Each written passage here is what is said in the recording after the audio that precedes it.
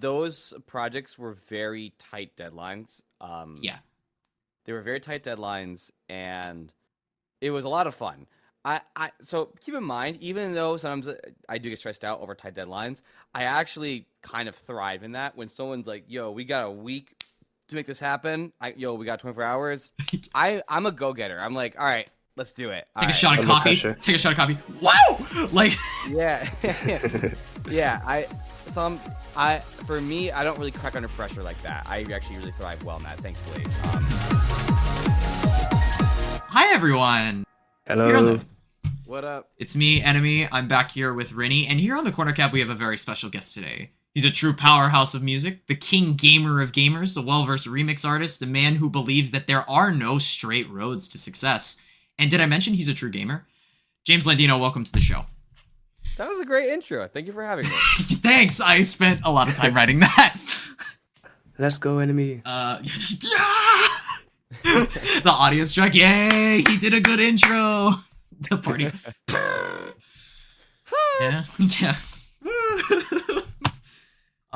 But yeah, anyway, yeah, we're happy to have James Landino on the show. I'm so excited for this episode. I've talked to James like a little bit in previous interactions, knowing him for about like maybe a year or two now. And I've actually wanted to get him onto a proper interview like setting to talk about a lot of this stuff.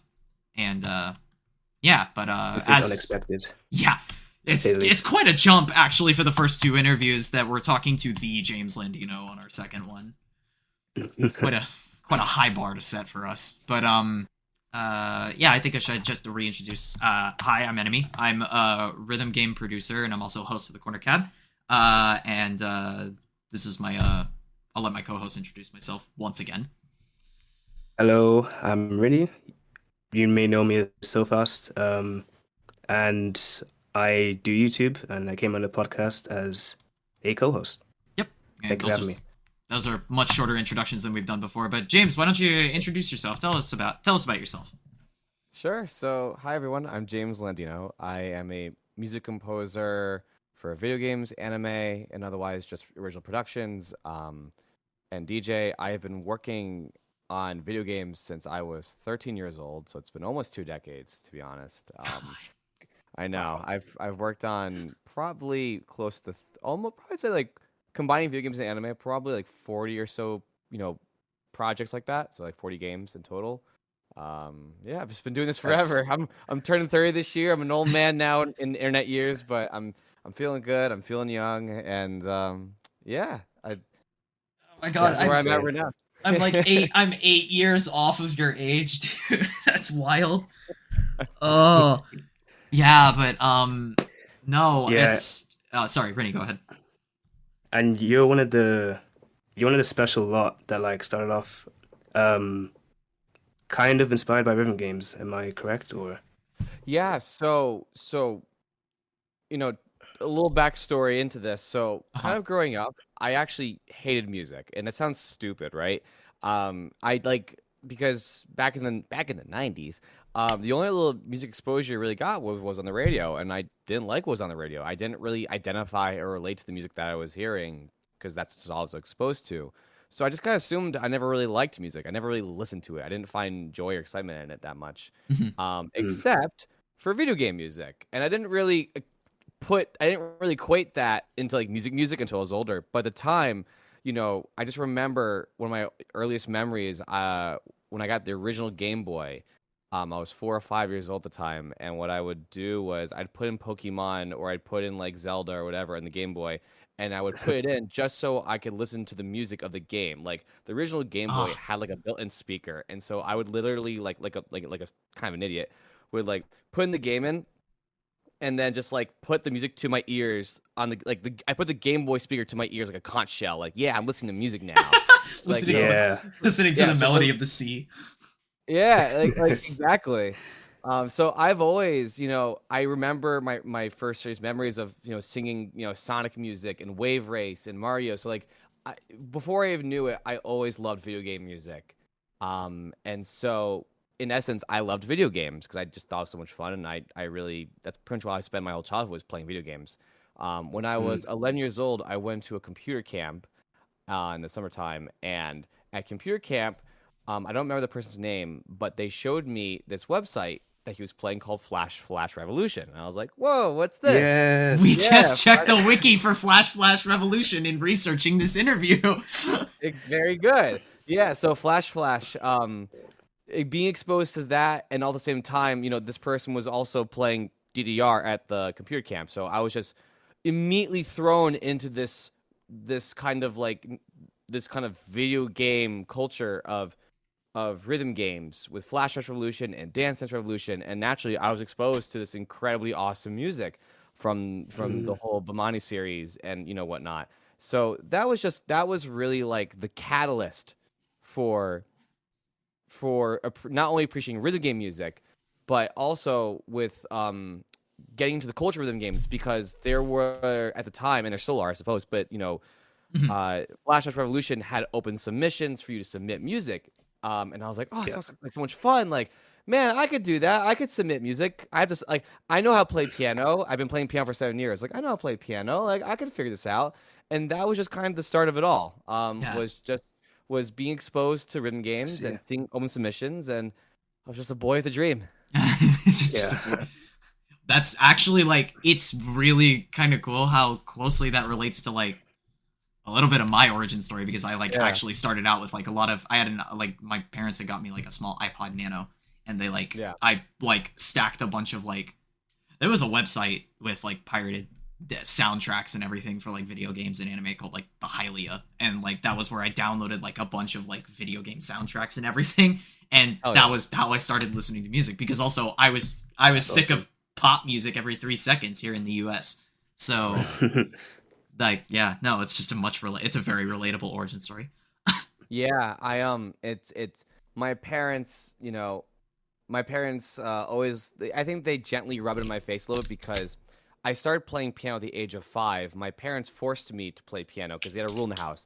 I had an older brother, and the rule was that both of us were required to play at least one sport and at least one musical instrument at all times until the end of high school. My instrument was piano, and I could not stress you enough how much I want to quit piano. It was miserable. I hated piano so much. I would like the idea of playing a piano concert would give me like full blown meltdown panic attacks. I hated the piano, and never wanted to practice it. And so ironically, through this whole journey of me detesting music and detesting piano, the skills that my parents forced upon me then became the motivation. I guess knowing I had those skills became the motivation of, oh wait, I can work in the video game industry. I can write music for video games. So it's just this kind of thing where we were right, James. This was good for you. Yeah, turning a bad thing into kind of a positive thing. Exactly. Yeah. Now, I mean, since we've only got so much of an allotted time with Bill, it was we had quite a bit. This time, we're actually going to, for the viewers, we're going to kind of blaze through a lot of these questions to kind of but we'll keep it as conversational as we can. But you did a lot of remixes, and you also started out as KGZ was your original alias. Yes, technically I had an alias before that, but I'm never going to tell you. Yeah, fair enough. 12-year-old James does not exist. We don't talk about that. But yeah, so the alias that I had was KGZ, and the reason why it's called that is not a very proud moment in my life. But so I had an AIM, if you remember AOL Instant Messenger, I had an AIM screen name at the time that was Cool Guy 2747, right? With a K. That's how cool it was, right? I was so cool with a K. And so my genius 12-year-old brain was like, oh man, what if I just took the K, the G, and made the 2 a Z? There you go, KGZ. That's the fucking name. I feel like I'm getting called out. looks at my name. Wait a minute. Wait a second. That's starting fights here in the corner cab. So KGZ actually. Yeah. Because I am a pretty avid player of Flash Dance Revolution. Is what I started off with personally with rhythm games, and a lot of your tracks in Flash Dance Revolution, they're not I wouldn't say that was the prowess of a teenager. If I were to guess, I would say that's the prowess of a veteran music producer. So what was the what was the process in getting your music into the game, if you don't mind me asking? Sure. Well, first of all, I appreciate I appreciate it, and you know, the process of getting it into at least Flash was, I think I had just built a very strong reputation of having a musical ability.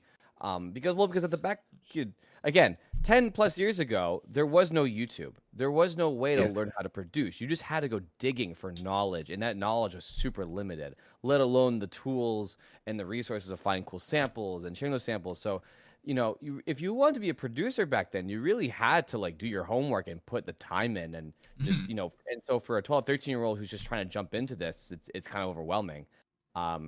Without like a YouTube to guide you, like here's the beginner, it is so Yeah. much easier for good reasons. By the way, it is so much easier to get into music now than it was like 10 plus years ago. Yeah, like so And much stuff is accessible on the internet now. I Sample know. I can packs, imagine. tutorials. Some tutorials Yeah. better than most. Yeah. But So for me, in terms of the literal process, I think it was pretty easy because I had written a lot of music and I'd post it on the forums, and I think people took notice that like, oh, this is cool music, or oh, this is really interesting and different. Because I was always writing music that, not to say that doesn't exist elsewhere, but I was always told that I had music that didn't really fit a genre, for better or worse. Mm. yeah, Kind yeah. of like kind of hardcore, kind of trance, kind of rhythm gamey, but not, what I mean? It was just all over the place. So not Yeah. Yeah, so I think people just kind of were like, "Oh, this is unique and different." So I think that enabled a lot of people to want to chart the music that I was writing, and so I think that's where over the next kind of 5, 6 years on the website, I got I think like 20 or so songs there. Yeah. Yes. Just Yeah. that's quite a bit. Mhm. And Yeah. All your shots are beloved there. mhm. Yeah. And I think actually there was I mean, 20 songs is a lot, but like how long does it take you to like write certain songs? Like how like even I guess even from back then to like today, how long do you say it would take for you to make a song? From back then to now, so back then that could range. Like back then, I was just a hobbyist musician, so I didn't really have a sense of structure and like I gotta finish music. So songs would take me like a month. Like some songs would take a few days if I was lucky, but generally speaking, like some songs took 2, 3, 4 months to finish because, I was just bound to my creative ideas and me being a high schooler, and you know, not Right. learning how to, just not having the tools yet to write music quickly and efficiently. Uh-huh. These days, that's a completely different story. I have written songs and finished things in like a few hours. So like, if a client comes, basically if a client comes to me and says, James, like, can you write a song by today? I would say, yes, you will get a certain quality that is not up to my favorite standard, but you will get something. So for me, it's not terribly difficult to make something as fast as they want it, as fast as they want for the deadlines. Yeah. I would say the worst deadline I've ever gotten that actually had a 24-hour window was on a show called Ruby. That was Oh no! I had to write 6 minutes of music in less than 24 hours with an episode that was not fully animated. That was tight. That wow. was that probably that was oh god dang it, we're outing Rooster Teeth here. So was that This Will Be the Day? No, so the remixes don't count as part of that. This was literal in episode anime music. I forgot which episode it was. I think it was season one. Like it was a filler episode, so it was like season one, like 4B or whatever they labeled those episodes. But I had written like 6, 7 minutes of music. I was like, oh god, oh god, oh god, oh god. Okay, so this was still probably early on in their production chain, so I guess I'll okay. Yeah, yeah. So with Rooster Teeth stuff, this was back. I wrote that music right after college, so like I was 20 years old when I graduated, and like a month after I had did an episode for Ruby. So like this was 10 years ago for me, and 10 years ago from Rooster Teeth. So to what it is now is a completely different story. Probably, yeah. But yeah, no, that's funny. Did you? But of course, we're on the corner cab here. Actually, I mean, this is all incredibly interesting, but we are on the corner cab actually to like. Let's move on to like some of the rhythm game stuff. I think a majority of people that probably watch this podcast know you for probably one game and one game only. Really? Well, or I'm thinking like Two. most two. You're right. Actually, I'm busting your balls. Yeah. Yeah. Wait a minute. Actually, yeah. You know, for a solid second, I did forget that No Straight Roads existed. Just for a solid second. However, no, that's Cytus II and No Straight Roads. It started out with, I would believe a lot of people's first experience would be Bullet Waiting for Me, the remix that you made. Yes. Which, actually, it's kind of funny because a lot of people go like, oh yeah, that's the song he wrote. And I'm like, actually, it's a remix. Apparently. The thing is, whether they realize or not, they're not entirely wrong. So Kevin Penkin, who was technically the original composer, he basically worked with Nikki to write the lyrics and gave me the chords, but those chords were basically just overhauled. So he gave me the skeleton of the song, and then he was just like, do whatever the fuck you want to make it good. So it was technically a remix, but in essence, it was kind of just James, go off, do whatever you got to do to make this shit go. Because for that assignment, I had only 2 days to do it. 2 days. Rayark. I had 2 to 3 days. That was a rare case. That's not Rayark's fault. That was that was a James, help me. Oh, okay. Please, fuck. I have too many deadlines right now. Gotcha. So yeah, I had Rayark's been great with me. They gave me a lot more time than 2-3 days onward for their other music. But for that assignment, the first one, that was a 48-hour assignment. Right. And from there we can jump into Bullet Waiting for Me. Then that blew up on the Path chapter, becoming one of Path's more famous songs in that chapter. Yeah. And then I think you posted the video. I think you posted the video shortly after making it, right? Yes? Question mark? Because if that's the case, then I am going to attribute the fact that there's 500,000 views on that video. On the YouTube video? Yeah, on the YouTube video for Bullet Waiting for Me. And I think there's 1 million on Spotify. God. But we know one song that dwarfs all of these numbers, like, combined. We'll get to that. We'll get to that one in a second. But and then we have Stranger, which actually this comes a little later. I'm kind of going out of order, but yeah, Stranger was actually one of my favorite ones. Like, it's a little bit more of a fast-paced song from you, besides Hydra. But yeah. Do you have anything interesting you could tell us about, like, Stranger? Stranger was Stranger was the first song I wrote. So when Rayark had reached out to me again to work on more music, that was the first song, and I wanted to do something because I love hardcore music, but I never really had a chance to kind of go off on it, and that was my chance just to do something fun. Stranger was a song that was more for me. I was like, I want to do something fun for myself. I don't get chances to write this because most projects never need anything like an hardcore, and because it's just the sound is so unique and very specific to what projects they're on, I guess. Right. Yeah, so Stranger, I guess the big point where it was like it was just a really fun project for me because I just got to just go off and write whatever I wanted. Certain songs that I now as a professional musician, Stranger is in that category of songs where even though it was a commission, I kind of wrote that more for me than for I didn't do it for the client, but I had it in mind of what do I want to hear in this game, less so than what does the client exactly want. That actually leads into like so many different things that I actually do want to ask in so many things as in 2 things that are pretty loaded. But I think I can see that same energy in stuff like Heat Ring and Shiro, correct? Where it's kind of like it's more your style. A little bit. Heat Ring, that one was actually more for the client. Not that I didn't enjoy doing it, but that one because certain assignments I get from different companies, Rayark or Sega or whomever, right? Sometimes they're more hyper specific about what they want from me. And so that was an example where they were like, we want something like this. Go make it. And we're like, got it. And then they go make it. Shiro was kind of also in that same umbrella too. So both those tracks, though I very much enjoyed them, those were... That was not in the space of Stranger, which was like, this one's for me, only the end. This one was like, all right, I want to do something cool with the prompt I was given. Because Heat Ring, I was like, it was nice to actually hear. So we didn't really get any like bass house at all, and I just always thought that Heat Ring was almost one of the cooler ones where it was like I think I remember playing it and I was just that was one that actually like I bopped my head and I was like, I can vibe to this. Like, not even just like no more fast music. We can just take a break for a second. Like, well, you know me, I'm always pro. Hey, maybe we don't need to have another song at 180. Maybe we can sing at 130, guys. that is Yeah. also leading into another question that we'll have later on. But now I've saved this one for a very special topic. So for the viewers, a lot of people that actually don't know, so Demetrius, this was part of Connor's chapter, and this was more so of a classical Baroque sounding piece. Demetrius, fun fact to the viewers, I actually wrote a college paper on this song.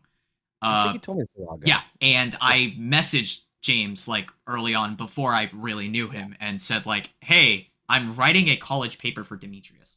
And I think I remember I asked you a few questions and basically got a full in-depth analysis on like Demetrius as like a song, the compositional process behind it, what you researched in order to make the song, and then I wrote an entire paper. I think like maybe in the corner cap description, maybe I'll just like create a curated, to prevent myself from getting doxxed, I'll create like a curated version of that essay and I'll probably just put it in there for any buff to read.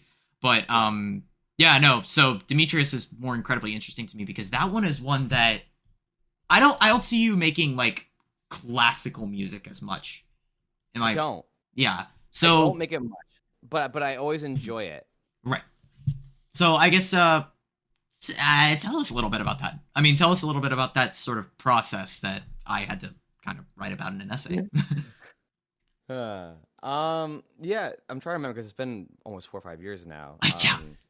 Trust me, I'm kind of wild in it, like how long it's been. So the name Demetrius, actually, that's my Greek name. So I am Italian, Greek, and Turkish, and you know, I grew up. Yeah, so I grew up in a Greek church in essence, and so that was my Greek name I was given when I was baptized, and so that's where that name came from. And so for me, that song largely was not about myself, but just kind of like just the ethos of myself, and you know, channeling like some kind of you know, I don't want to get too deep into, you know, my own personal story in that because I think it's more for myself, but that's fine. Yeah, but I think with Demetrius, you know, that was a case where, you know, I don't get to write a lot of classical music, but I enjoy classical music, and I also enjoy a lot of Spanish and Latin. Well, I don't enjoy a lot of like Western classical music. I don't get write a lot of Western classical music, but I enjoy a lot of Latin and Spanish classical music, and so Demetrius has a little bit of that kind of influence. It's funny because I think sometimes people compare me when I do this sort of sound. People compare me a little bit to MTU, and I think I'm of course inspired by MTU. Really? But yeah, I'm inspired by MTU. But it's funny because I was that's just naturally what I'm into. I like that kind of Spanish sound just organically. So when I heard kind of MTU's take on it, I was like, whoa, like we seem to be on the same wavelength of what we're interested in.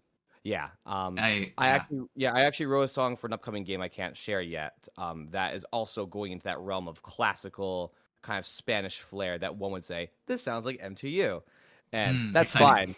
Fine. MTU kind of covered that pocket of like anything with that kind of like classically, you know, influenced sound with electronic music. MTU's got that on lock. Like anytime everyone tries that, it's usually comparative to them at that point.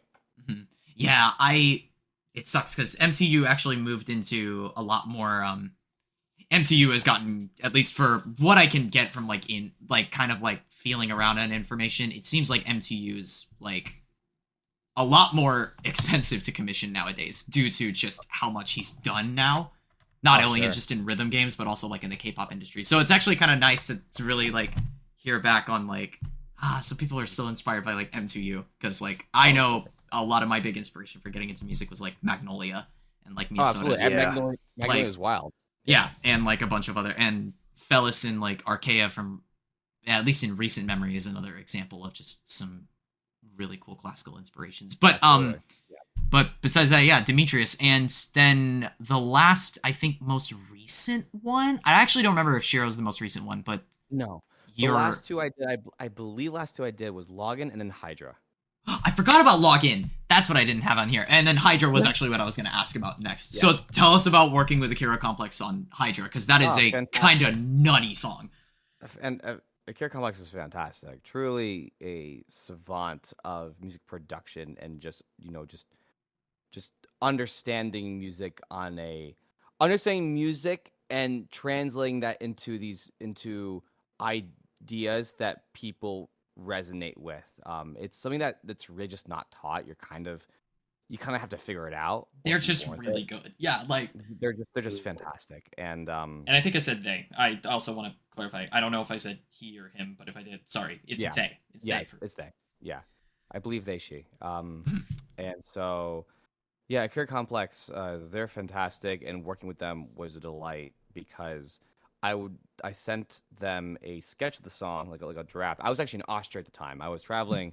I was in Austria while I was working on that piece of music.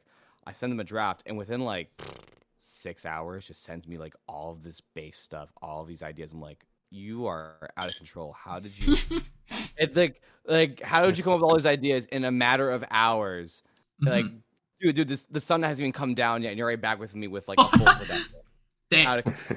Yeah, it's out of control. So they're so fantastic. I can't praise them enough. And more importantly, they're incredibly kind and very warm-hearted. They always go out of their way to help people. And for me, I'm the same way. I always try to help people as much as I can. So we really, in this with this kind of connection we have, we really clicked. And I think I'm really happy with what we came up with for Hydra.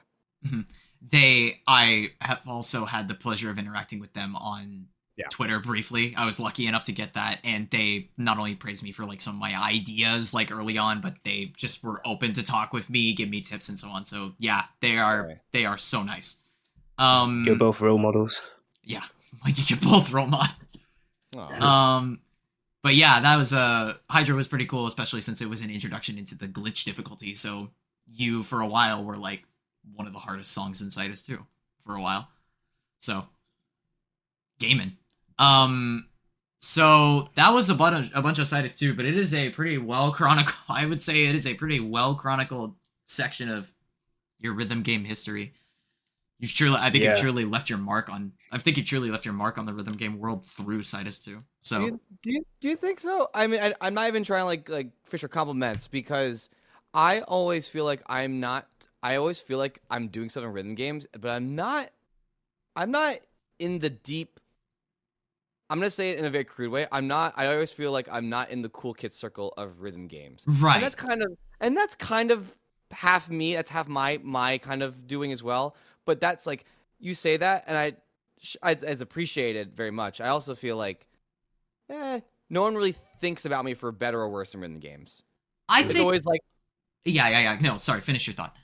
It's a more of like whenever people see me on a game again, they're like, "Oh, cool, James is here." Oh, okay, I can see that. I see what you mean. I think though, like when it comes to like Cytus II, when we think of like Path, that character, I think of Bullet waiting for me because like that is like that defines Path.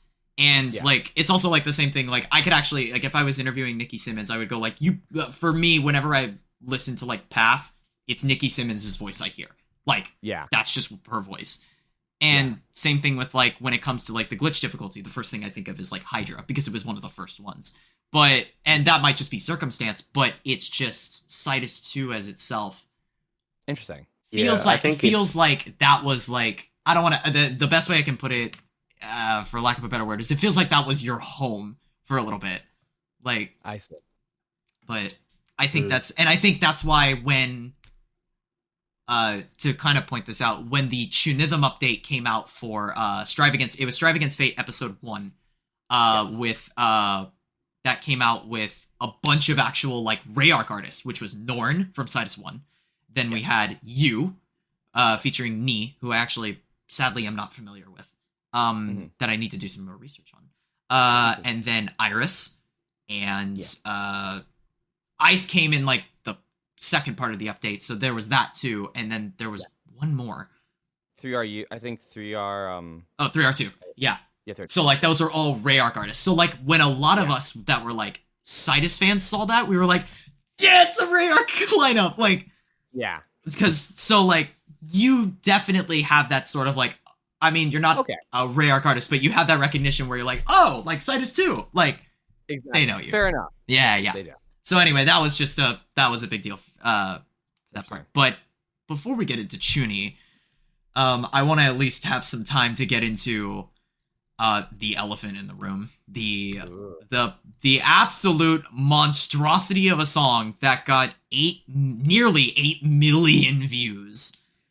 Let's talk about No Straight Roads. Let's go. So Yeah. I sadly have not played No Straight Roads yet. Rennie That's has. I do I want to have. play it very bad. It's on my wish list on my Nintendo eShop. I can say that. Go. Dude, get it as soon as possible. It's so I am good. waiting. I'm waiting for a big like price cut so I can get it. Okay. No Yeah. Straight. Yeah, and Rennie, I'm gonna let you take the wheel on this one because Yeah. you've actually There's- played the game. Yeah, I've seen that you've done about an hour's worth of composition in No Straight Roads, and that's actually insane. And I'm just a bit curious, like, did it feel a bit difficult to songwrite for that? Because I feel like at a certain point, the ideas would get a bit, harder to come by since there's so much to do.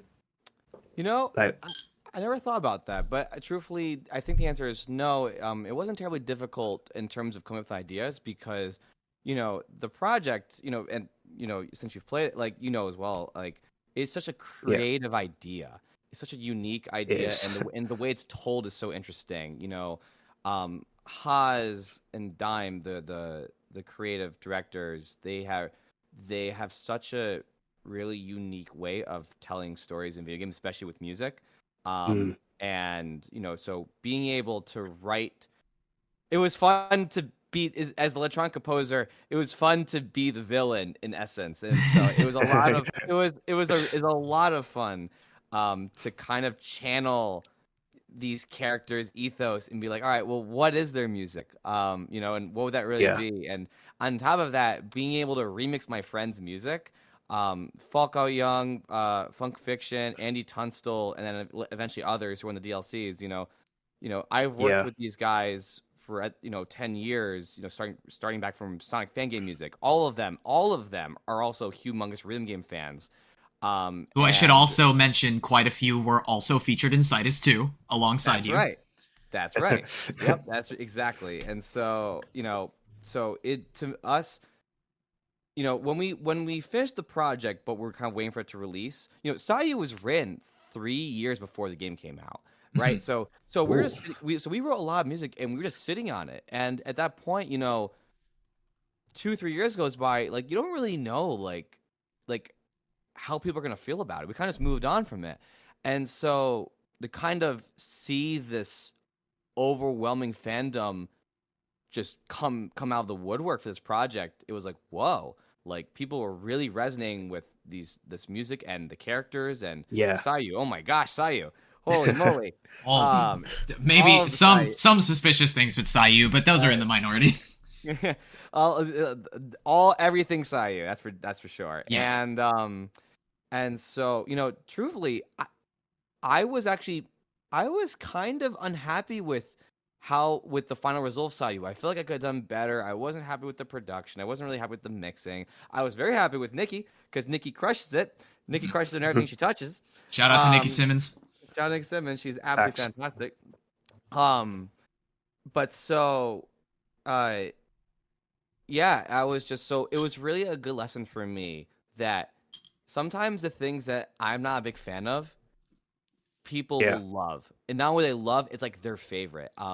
I was actually in Chicago for anime ASEN, Anime Central, this past May. I was DJing there, and I got to meet a few people who, I was fortunate enough to meet them. I would consider them as like super fans who, like told me Mm. like meeting me, they almost started crying because they were just so happy to meet the person that essentially created the music of Sayu.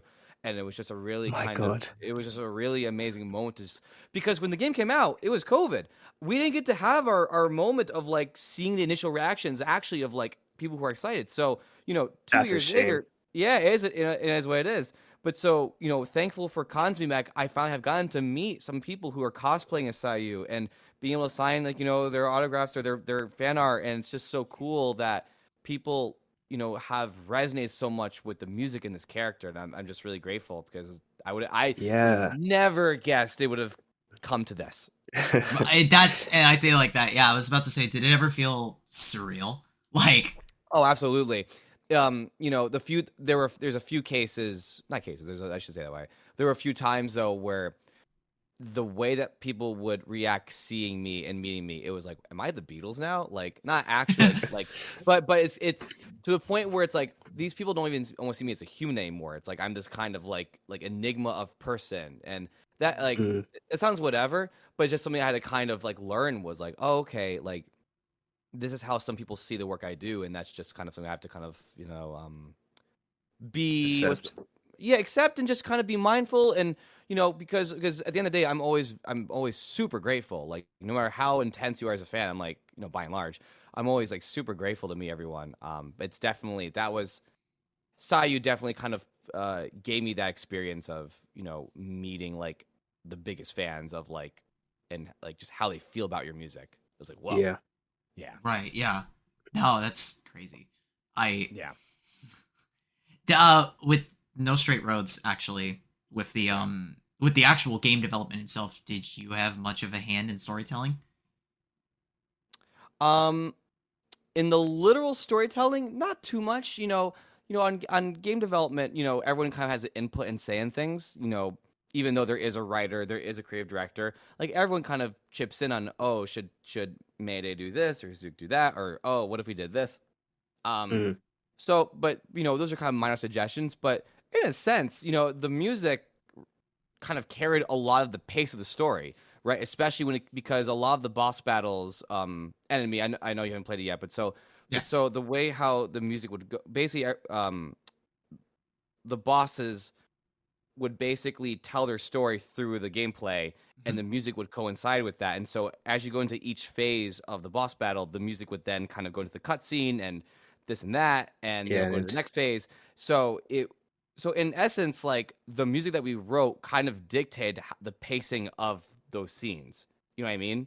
Yeah, Usually, actually, yeah, I yeah, did watch I at least watched the entire video for Sayu's boss fight because I was like, because also the popularity was mind blowing to me, and so I was like, okay, now I need to like actually see the boss battle when this happens and like yeah, actually see how it progresses, why the song is famous, and then I right, did, and it's like, okay, it makes sense now because also I yeah, saw all the game scenes and I was like, yeah, this is pretty fucking exactly, hype, like. right. Like the music, usually you get the video first. So it's like, okay, here's the cinematic, or here's like these cutscenes that happen during the level, and then write the music for that. It was the other way around here. It was a very unique situation where we wrote the music, and then they kind of made the gameplay around the music. Yeah. Because then you also get that. ah, Because then you also like get to the Sayu fight, and then there's one part of the phase where it actually turns into Nikki Simmons is like chanting, where it's 1, 2, 3, and we're going, oh, like where it changes out, and it's like Yeah. really fun. Right. I also want to point out on the video, that comment of 1, 2, 3, 4. I wish I could listen to this song some more. It's like 800 likes. That's me actually. It's like it's disguised as a different account, but like yeah. So no, just wanted to let you know. I legitimately read all the comments on Sayu whenever I see them. Like I'm That's just like, it's so cool. Even all the negative ones, I'm like, oh, this is hilarious. Mauled cope. Yeah. Uh, love to hear it. and Yeah, then Rennie, if you wanted to wrap up the No Straight Roads part.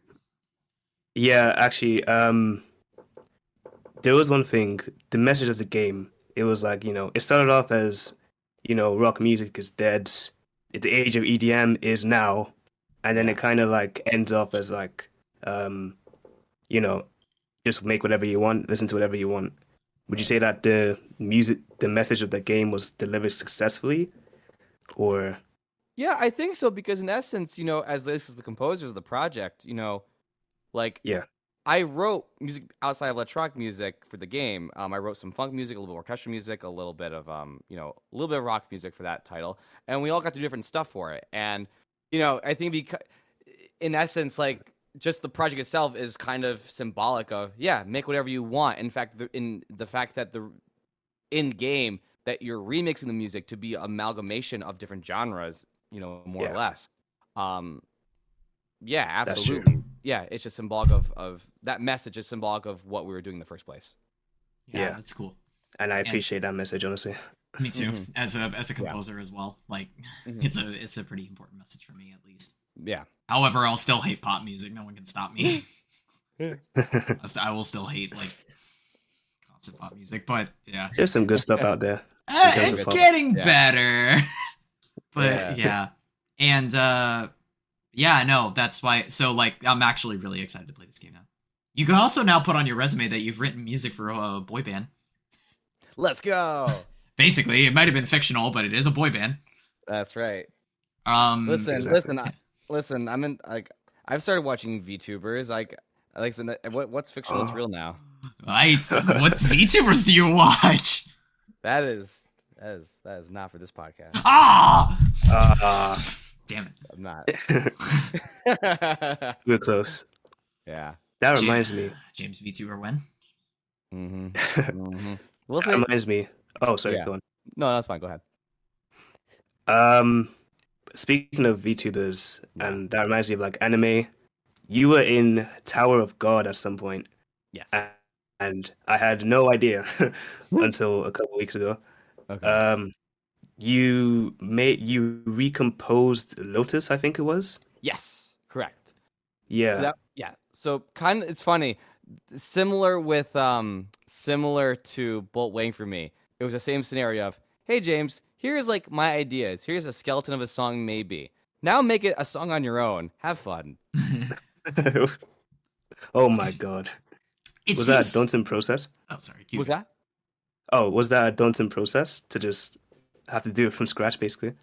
Yeah, well, so, I have to understand, too, that I'm also making sure that Kevin's ideas are coming through, because I can't just be like, well, I don't need this guitar, I don't need this thing. So I had to still be mindful of what Kevin wanted, because, he's also trying to score for the actual show.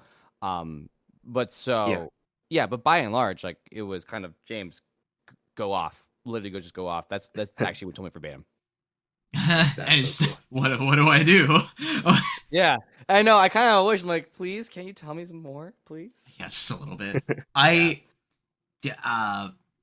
It seems like, though it kind of surely it must be fun for like Kevin to just kind of like give you like toys to play with, kind of, right? Like, absolutely, in a sense, like he basically just gives you like stems, and you go like, all right, cool, let's make some shit out of this. Like I'm sure that's probably absolutely fun.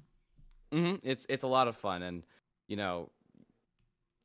I can say so many good things about Kevin. He's one of my good friends, and we're gonna be working together more stuff in the future.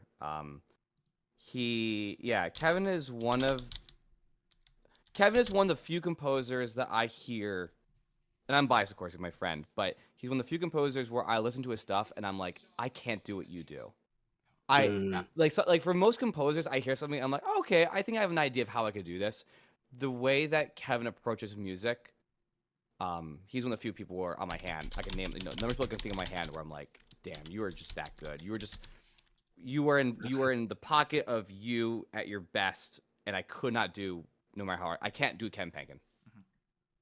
Yeah, understandable. Who would you say are the others? Like, if you were to list. Ooh, just interjecting real quick. Sorry about that. For the people who were listening, sorry if you guys accidentally heard my desktop audio. I was trying to check something and it accidentally brought up Twitch. Which you can actually check James Landino at twitch.tv/James Landino. Yeah, well, Twitch.tv, but I ain't streaming. I haven't streamed in like 6 months. Yeah, that's what I was about to say. I was like, you should probably get that. Anyway, back to the point. Short little ad break.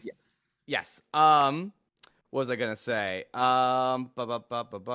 So artists, I think about that for a little moment, but like, I would put Akira Complex in that list too of people who I couldn't do what you do the way that you do it. Truly, just a really incredible musician.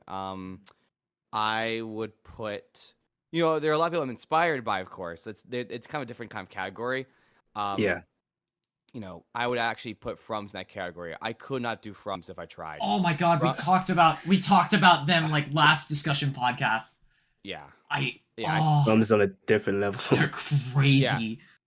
from sometimes I think most people would kind of like Frums is just such a savant at the sound they're doing. It's like it's so Frums, and it's just like I could never whether it's the kind of song that I want to do or not. I'm still just always inspired and in awe at the kind of creative energy that comes out of that project. Just from They're everyone. a drummer, I think, too. Like, I think they were trained to, like, they're percussionists. Yeah, Yeah. I So believe. that also lends to their crazy drum style, too. That's where their name comes from, I think. So Absolutely. So, actually, I do want to, like, really quickly touch on...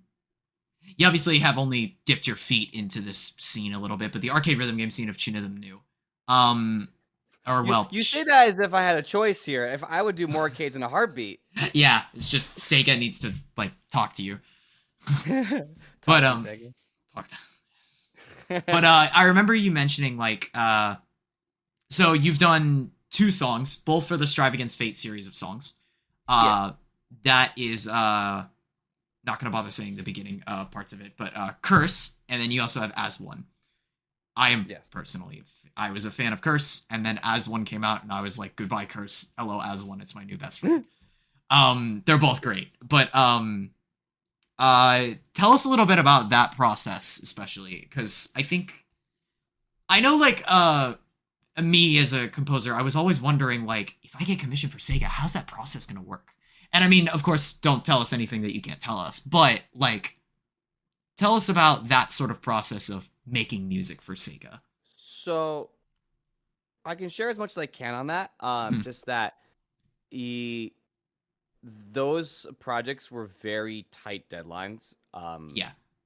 They were very tight deadlines, and it was a lot of fun. So keep in mind, even though sometimes I do get stressed out over tight deadlines, I actually kind of thrive in that. When someone's like, "Yo, we got a week to make this happen," we got 24 hours. I'm a go-getter. I'm like, all right, let's do it. Take a shot of coffee. Take a shot of coffee. Wow! Like, yeah, yeah. For me, I don't really crack under pressure like that. I actually really thrive well in that, thankfully. And Sega was one of those things because not only do I have to make the production, but I have to coordinate with the vocalist and the singer-songwriter, me on the first one and Nikki on the second one, to make sure that they're able to get me what I need in time, then for me to make the song a full thing. So it's always tricky when you're because usually as a producer, it's just you, more or less. And then when you're collaborating with someone, you're now having to kind of, for me at least, it feels like I have to kind of manage the other parts to make sure I can give Sega the thing. Because if I don't, God forbid, if someone is singing on a song and they don't give me the vocals in time, then I can't submit the final thing, and that sucks. And then I look bad. Even though it's not technically my fault, it comes across that way.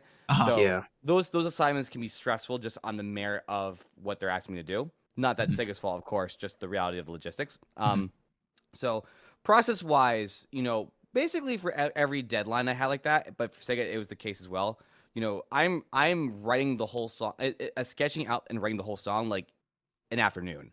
I spend like 1 or 2 hours just like the song As One and the song Curse, like they were written in like 2-3 hours time. But then the full production then had to start of, getting Nikki or either or, and then producing their vocals, making sure that fits with the song, producing the sound design, producing the whatever.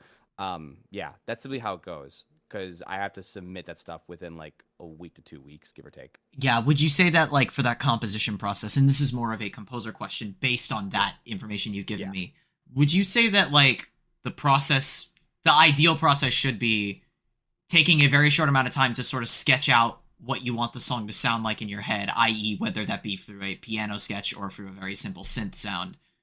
Like, sketch out the entire, like, 2 minutes and 30 seconds, and then the production should take, like, I don't know, say the deadline is, like, 2 months, like, a month and a half of producing. Sure. Yeah, I think that's one way of going about it. Rough example.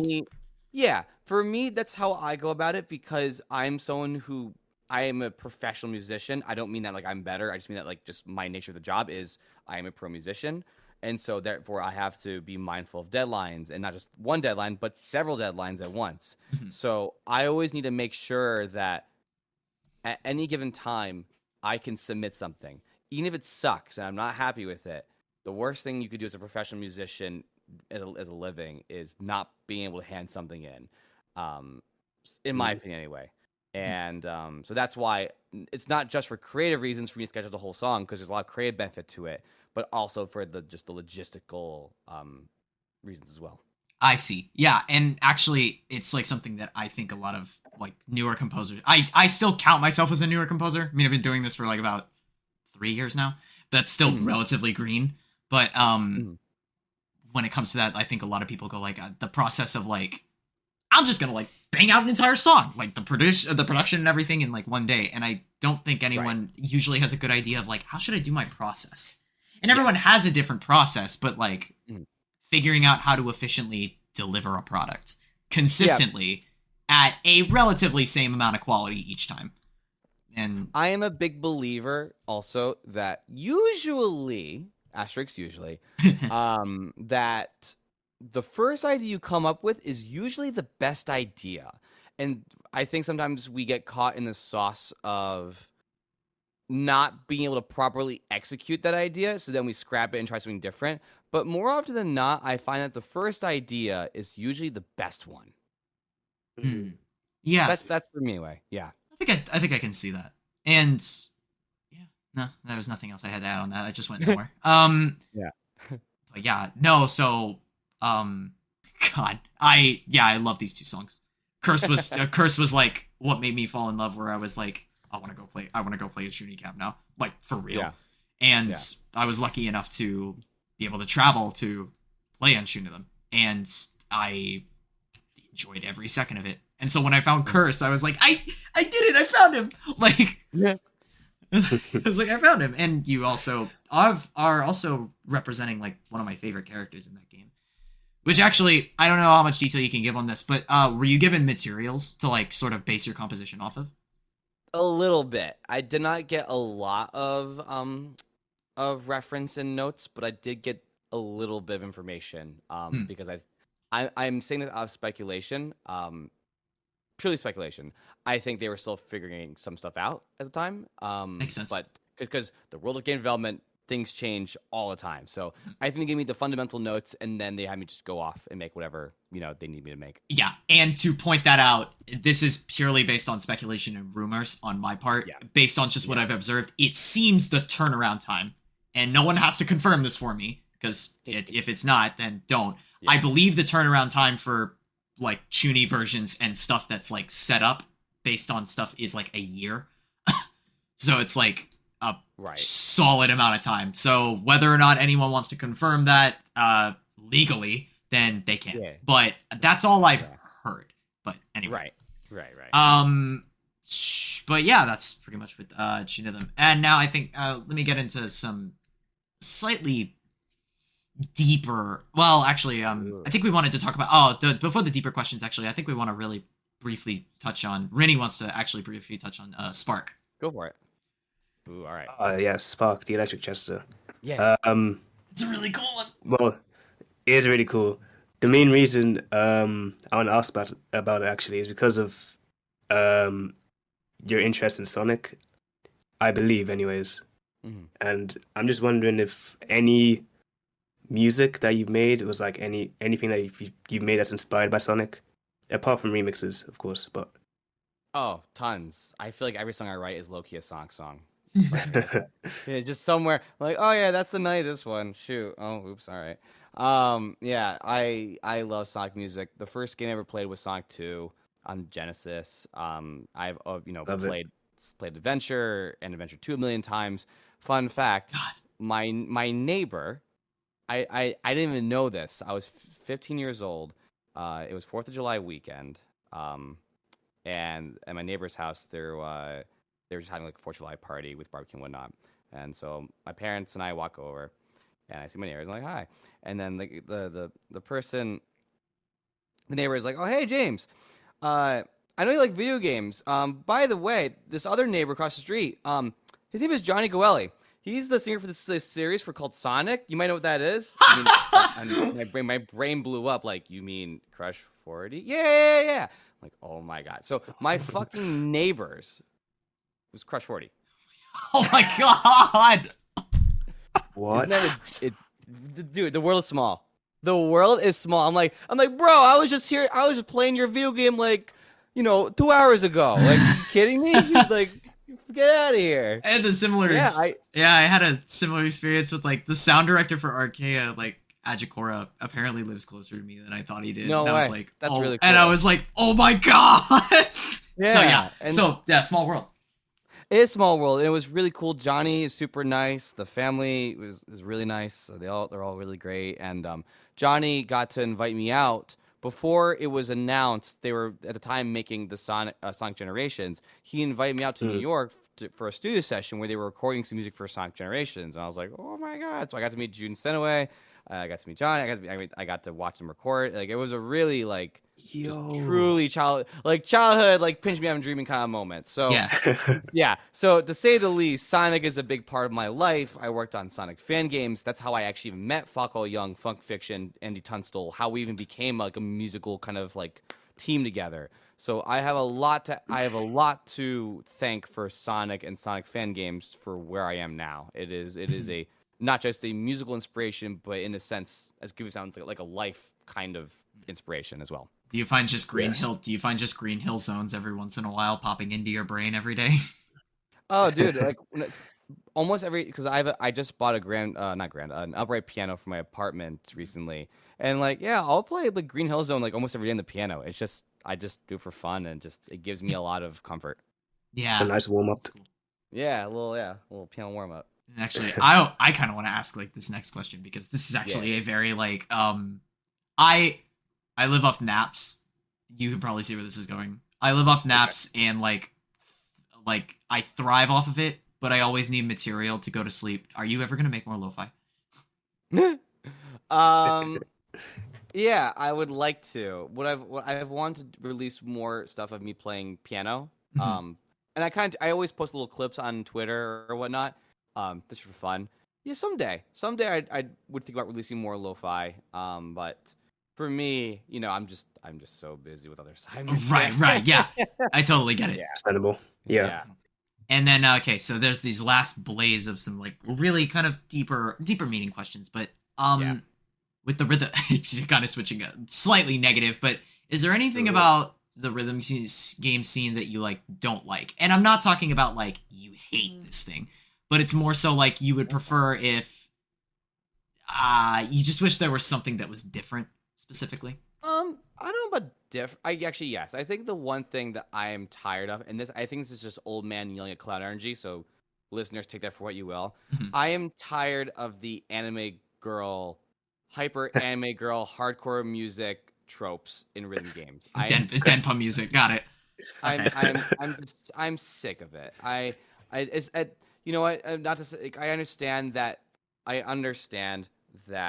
Rhythm games, a lot of rhythm games are Japanese. They're developed by Japanese developers. They're not, the audience is not me, at least what they're designed for. I understand all of that. Right. But just as a Westerner, at some point, I just kind of, I have to power through dealing with 14-year-old looking anime girls tell me good job on every song. And I'm like, all right, I just.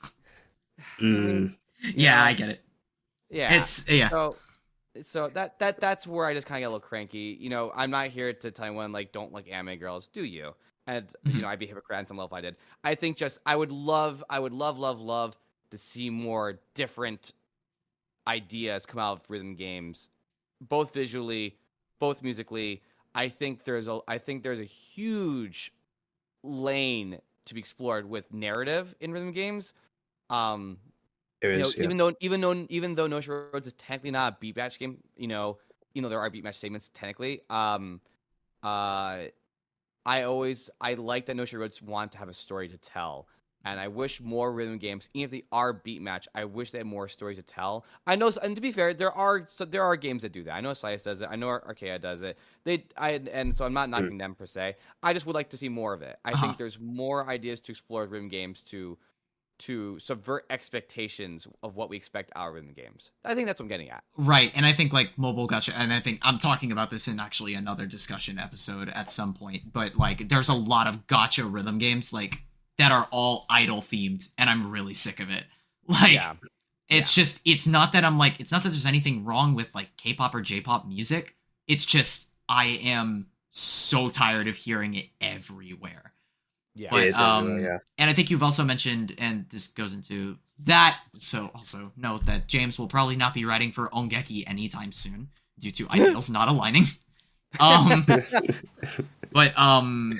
so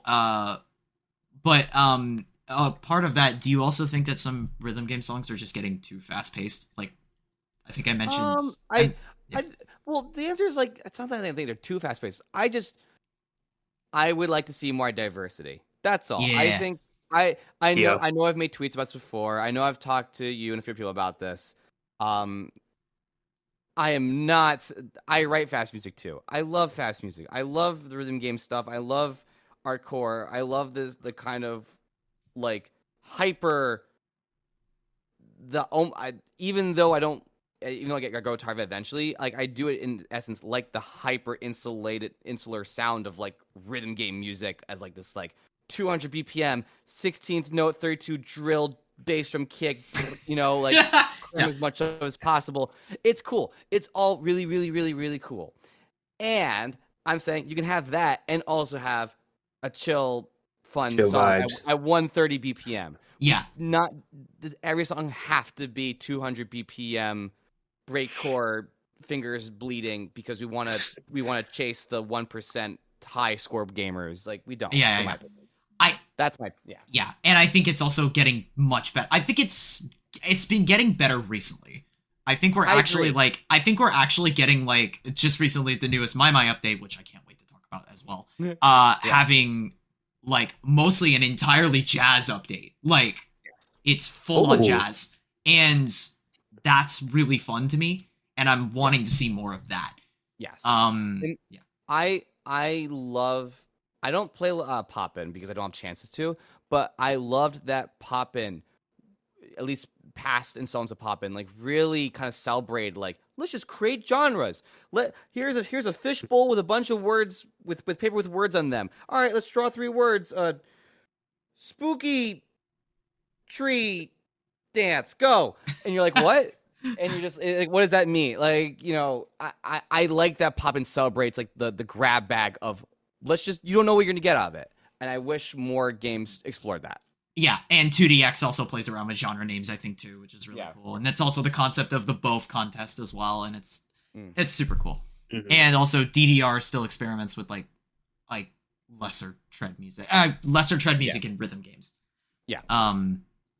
And yeah, but I think the trend is getting better. But yeah, as I mentioned in the very first discussion episode, which you can watch on YouTube still, we're kind of in this like 200 BPM, this camellia curse, this camellia cancer, where we're all kind of like everybody wants to create like a 200 BPM boss song.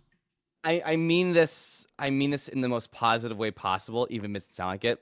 Like artists like Camellia, artists like Porter Robinson, I have a kind of expression for it.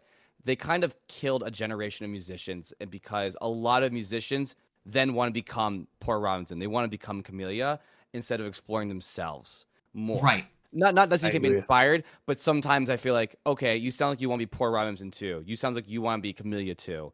And you just, whether how successful or not you are at that, I always feel like you're kind of you are doing yourself less. You are making your life harder, I think, for getting a sound that's really unique for yourself, that really expresses yourself. That's my take on it. Because it also makes you less marketable because everybody's doing it. And I think that's like, or at least that's the general principle. And I think as a new composer who can that can put myself in attribute that, I can say that like starting out, like, yeah, that was a really bad habit of mine. And I mean, it still is kind of hard for me to disassociate myself with the biggest inspirations I have. Yeah. But I think slightly better. another thing that this is definitely old man cloud energy. So just all good.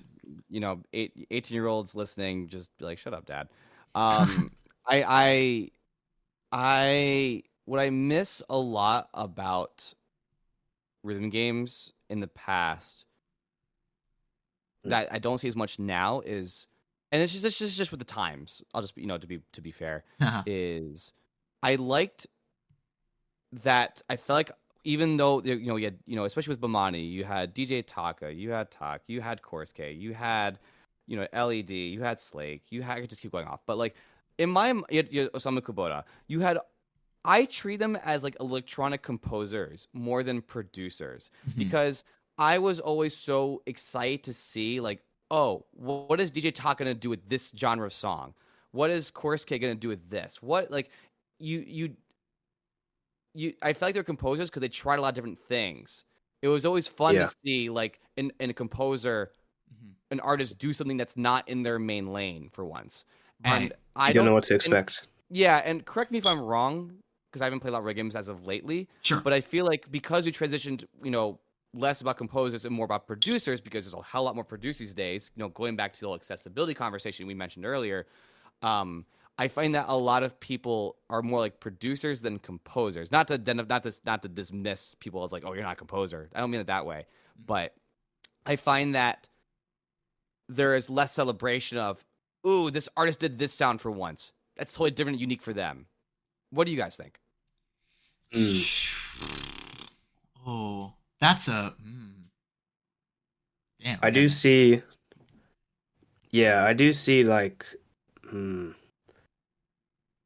Sometimes when artists like deviate from the main genre, I guess you could say, is like I sometimes see some backlash towards that since they're so used to making music in that or and like Really, I hmm, yeah, sometimes. I don't know.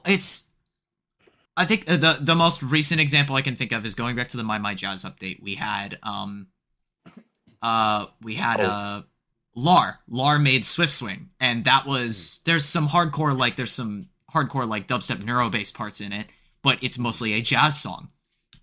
And mm. usually Lar is known for hardcore kicks and we're going all balls to the wall. Like Yeah. we are going all in. Lar is usually hard. Swift Swing is hard, but it's still a jazz song, but you can still tell it's Lar, but it's still a different style. But I don't usually see people backlashing on it, at least not that I've seen. Mm. I think the biggest interest was Camellia was in that update and he wrote Sake, which was supposed to be jazzy, kind of a French house feel. And Yeah. that one I actually found the difference of for Camellia, I saw people going like, it sounds the same as Camellia. So it was an interesting reverse. But Oh, I oh personally yes, think you're it right. still Yeah. sounds, but I personally still think it sounds different. So it's interesting because I actually find some people getting mad that they're making the same thing over and over again rather than It's branching out. But for Rini, it sounds like it's the opposite. So that's interesting. I think I might be mixing up genres here Yeah, maybe, because but it's an I interesting see thing to that a think lot. about. Yeah. Yeah. Yeah, like for me, it'd be like, oh, it'd be so cool if Lapix did a rock song. It'd be so cool if if Cranky did an orchestral, and I'm sure someone will be like, well, they did in this song. I'll be like, oh, please send to me. That sounds dope. But what I mean? Like to me, I really celebrate the idea. Mm. Enemy. I know you sent me some of your music as well, and if you ever one day send me a song that's like a pop song, I'd be like, oh, cool. Like I'm glad, even if you're not happy with it, or it's not like your favorite thing. I'm glad you tried it. I Right. celebrate. I celebrate producers flexing things that they can do or didn't realize they could do. And that's why I go back to the whole poppin' thing and where there's more of a diversity in genre, because I would like rhythm games to embrace that more of like, hey, we know you do all this cool stuff, but now we're gonna make you do something totally different because we want Mhm. to see what you can do with it. Yeah, and I Yeah. remember, and actually, the thing I sent you where I was like, I made something low BPM. That was the corner cab intro. So I was like, I made something that was like below 180. Finally, like Let's go. that was so Yeah. yeah. It was like that was a big like moment for me where I was like, I can make music that isn't really fast. So yeah, Right. but I feel like yeah, it's always trying to push yourself out of the comfort zone, yeah, rather than exactly. Yeah. just For me, staying in one. I tend to invest in artists when I Mm. notice that they flex more chops outside of the usual stuff. I know, and I know, like without naming a name, like I know I can be like, oh man, like you're so good at this sound that you make for yourself. But if I Yeah. see you do something totally different, I'll be like, oh, you're already my respect level for you goes even higher at that point. Right. It's like, oh, you can do this too. That's so cool. Yeah. And okay, so moving on to the next part though, I just to quickly get into some fun stuff really fast. As of this year, you also mentioned that an arcade opened up near you, Yes. and you've been playing a lot of 2DX and DDR. Tell us about those experiences so far. Well, so I feel like a kid in a candy store because I've always dreamed of having an arcade next to me my whole Same. life. So now that I'm 10-minute drive away, 15-year-old me would be freaking out. 30-year-old me is still freaking out, but just, I have an adult now. I have adult responsibilities. But I can't just go to the arcade for 4 hours and not do anything as much as I'd love to. But so yeah, it's just really great because now that I can play DDR a lot more. I've gotten arguably in better shape because I used to play DDR a ton at home growing up. I had when I was 15, I bought a metal pad and did the whole thing with Stepmania. So I was super deep in the playing pad on DDR for a long time, and now going back to it again this year, because it's more accessible. It's just been really great. It's a really nice kind of full circle moment to Yeah. Mm-hmm. No, that's pretty cool. To enjoy those things again because I just couldn't do that for a long time. It's good. I feel good knowing that I can play 18s in DDR. I'm almost at 19. Yeah. I'm almost at 19s. I gotta work on it. But. Yeah. Do you ever find it's like a good way whenever you're like working and you're like kind of exhausted, brain dead, and you'll go like, I'm gonna get out of the house for like 10 minutes away. Yeah. Yeah, like, dude. I'll tell my friends, but yeah, I'm hitting the gym. Swipe my round 1 card. God. For a bit. Yeah. It's like, I'm here to make numbers. I'm here to hit leaderboards. Yeah. Chris for life. He's coming. James Landino's coming for you. Oh man, Chris for life. What a monster. Yep. And finally, the last thing is so he collaborated with like Roblox. Yes. And premiered Quantum Love. And does it feel surreal? Actually, does it feel surreal seeing players like buy your appearance and try to look like you? Yes. It is great. I love it. It is also so ridiculous, and I kind of say it out loud too, and I don't even really process it. I'm like, really, people are dressing as me in a video game? That's crazy. Like, it's weird, and I mean in the best way possible. It's weird and surreal, and it's just so cool. And apparently, from my research, there's like a Roblox stock market where cosmetics are traded. How much do you think your cosmetics are going to be worth? I don't know. I didn't know that actually, dude. I want to know. All right, any Roblox people, please raise my stocks. Raise my James Landino hair stocks, please. Because apparently, some cosmetics, like limited cosmetics, at least from my research, have gone for like thousands of dollars. So yes, like just so we're clear, human being dollars, not actual, because Roblox can actually convert into like real money. So like, God. So like Roblox is actually kind of crazy. That's wild. It's kind of weird. It's like you can only convert it to real money if it comes from development or like making creative stuff. There's like a whole system behind it. But like you can use that to buy cosmetics on the store because people will trade that for stuff. So your cosmetics are circulating, I guess, in the Roblox economy. Maybe.